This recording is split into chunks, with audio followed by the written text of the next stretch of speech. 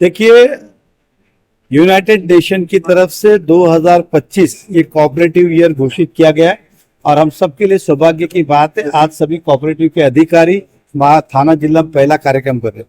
आज का जो था रीडेवलपमेंट और कन्वेंस या डीम कन्वेंस, इस विषय के ऊपर एक हमने शिविर आयोजन किया था। रीडेवलपमेंट के लिए कौन कौन अधिकारी लगते, कन्वेंस के लिए कौन कौन लगते, वो सभी आज यहाँ पे उपस्थित है। तो हमारे बीच में यहाँ पे डेप्यूटी डायरेक्टर रजिस्ट्रार थाना से डीडीआर साहब आए हुए, किशोर पांडे जी, वो यहाँ पे जिन्होंने डीम कन्वेंस बहुत ही इजी अगर लोग समझ ले तो, और सभी को न्याय में उस बारे में आज उन्होंने अपना मार्गदर्शन किया। हमारे बीच में हमारे असिस्टेंट एडीटीपी यहाँ पर उपस्थित है, असिस्टेंट डायरेक्टर टाउन पर, उन्होंने बताया कि रीडेवलपमेंट में किस किस प्रकार से परमिशन मिलता है और कितना कितना मिलता है।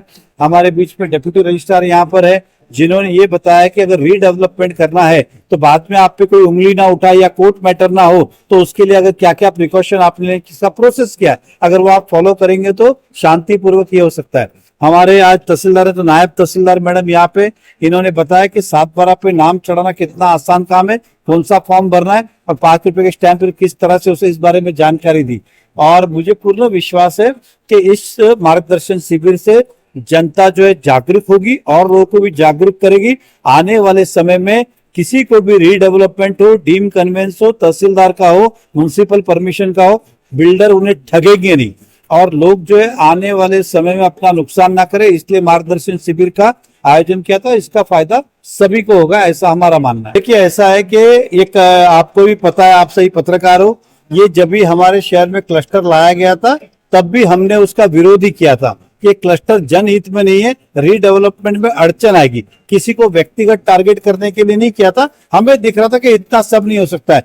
आज मुझे लगता है कि कुछ लोगों ने इससे माना है और महानगर पालिका ने भी सरकार को प्रस्ताव भेजा है कि इसका एरिया भी कम किया जाए और ऑप्शन दिया जाए, जिसको ये क्लस्टर में जाना है क्लस्टर में जाए, नहीं तो इंडिपेंडेंट कम से कम परमिशन दे, ताकि किसी का नुकसान ना और किसी का रीडेवलपमेंट रुके नहीं। मैं आपको यही कहूंगा कि आज का यही था, सभी हमने बोर्ड लगाया कि जो डॉक्यूमेंट लेके जाएंगे तो ना अधिकारी को तकलीफ होगी ना जनता को होगी। हमें क्या होता है, कोई कुछ बोलता है, कोई कुछ बोलता है, उस अभाव में हम चले जाते या तो अधूरे पेपर लेके या गलत पेपर लेके, और फिर इस तरह की चीजें होती है। तो आज हमारे बीच में डीडीआर साहब और डिप्टी सभी ने यही बताया कि आपको ये 7 पेपर देने, कोई बड़े पेपर नहीं है, आप दीजिए, ये हो जाएगा। अगर किसी की बिल्डिंग ही पूरी इलीगल है तो उसका आपको सिविल में जाना होगा। लेकिन बहुत जन क्या करते, गुमराह होते और फिर किसी अधिकारी को दोष देते या किसी एजेंट को मोटी रकम दे देते। मैं जनता को यही कहूंगा, इस शहर में बड़ी मात्रा पर रीडेवलपमेंट के लिए बिल्डिंग खड़ी हुई है, उन सबको न्याय मिले, उनको अपना घर मिले, समय पे मिले, जल्दी मिले, पूरा मिले